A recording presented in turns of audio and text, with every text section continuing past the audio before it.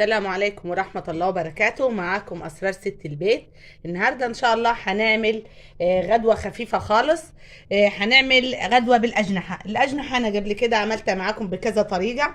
عملتها معاكم بطريقة الكنتاكي، وعملتها معاكم بالطريقة المشوية في العيدان، وعملتها بطريقة برضو في الفرن. النهاردة إن شاء الله هعملها على البوتاجاز بشوية خضروات، أي خضار موجود عندك. انا عندي جزر وعندي كوسه.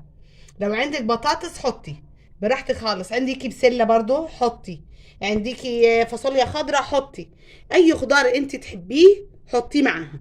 خلاص انا هنا غسلاها غسله كويسه خالص. طريقه النقع بتاعتنا، بس قبل النقع غسلتها بدقيق، وغسلتها بملح، ونضفتها خالص. وبعد كده شلت الطرف الرفيع خالص هنا اللي على الجناح، وبعد كده قسمتها نصين بالطريقة دي زي ما عملناها في كنتاكي ساعتها ما قطعتها قصادكم. وبعد كده سبتها في المحلول شوية حوالي ساعة. ومعايا هنا الخلطة دي انا مجهزاها وحطها على طول في برطمان معايا في الفريزر. بس انا طلعتها وفكت، رحت دلكتها في الطبق. هنا الخلطة دي عملتها معاكم في الدبابيس، وعملتها معاكم بنتي في الفيديو بتاعها اللي هي عملته.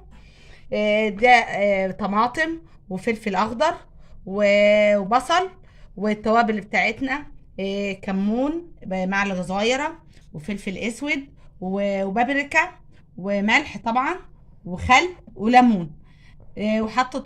بحطه في الخلاط وبضربهم بالطريقة دي. هي اخر كمية دي معايا، وان شاء الله نعملها معاكم في تجهيزات رمضان. كل سنة وانتم طيبين. خلاص رمضان على الابواب. انا اتأخرت معاكم في الفيديوهات بتاعت تجهيزات الفراخ واللحوم زي بعضه، بس عشان كنت تعبانة. لو لاحظتوا ان الفيديوهات بتاعتي بدأت يعني ما تبقى قليلة خالص معاكم. النهارده قلت اعمل حاجه خفيفه، بس عشان اقول لكم ان انا خلاص جربت اجهز معاكم تجهيزات رمضان. وكل سنه وانتم طيبين. نبتدي مع بعض. هنا جبت طاجن ده هحط فيه كميه الاجنحه. هنشتغلها على النار زي ما قلت لكم، مش هحطها في الفرن. لو عايزه انت تحطيها في الفرن حطيها اهي. وهفضي عليها الكميه بتاعتي دي، عشان هي دي اللي هتستوي فيها على البوتاجاز. انا حاطه صينيه على البوتاجاز اهي بالطريقه دي.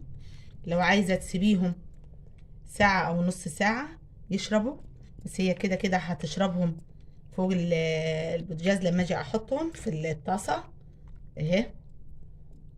نشوحهم شويه وبعد كده نحط عليهم الخضار بتاعنا. نروح على البوتاجاز ونشوف هنعمل ايه. اهي الطاسه انا حاطه فيها سمنه اهي. بسم الله الرحمن الرحيم.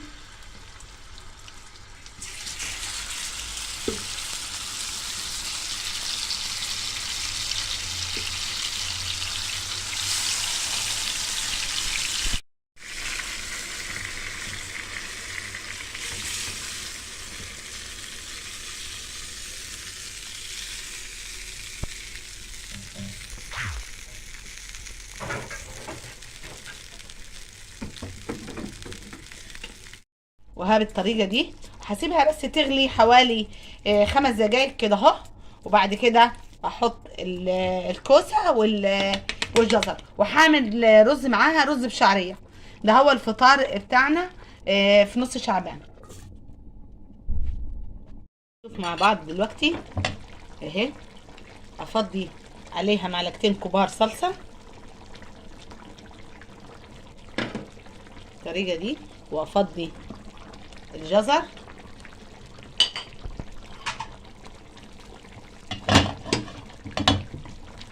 واقلبهم كده تقليبه كويسه اهي.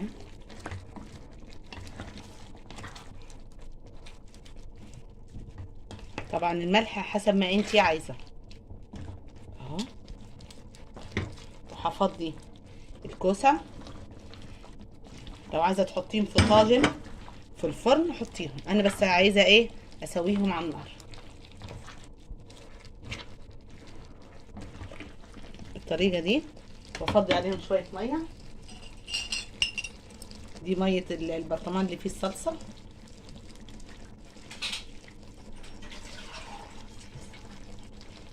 اهو،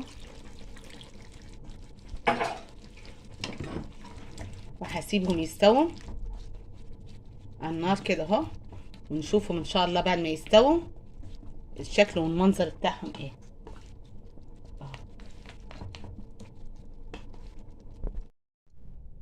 اهي استوى معايا اهو بالشكل ده، شايفين؟ والريحه كمان حلوه خالص. والاذان اذن دلوقتي، هبتدي اغرف. وعملت رز بشعريه اهو زي ما انتم شايفين اهو.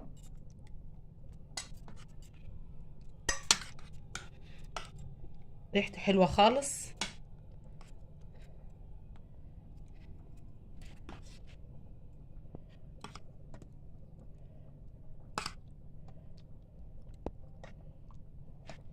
اهو بالطريقه دي.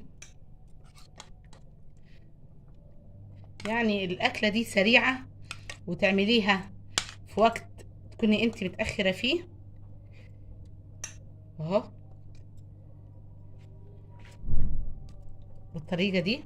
اهو الطبق قدامي اهو اهي.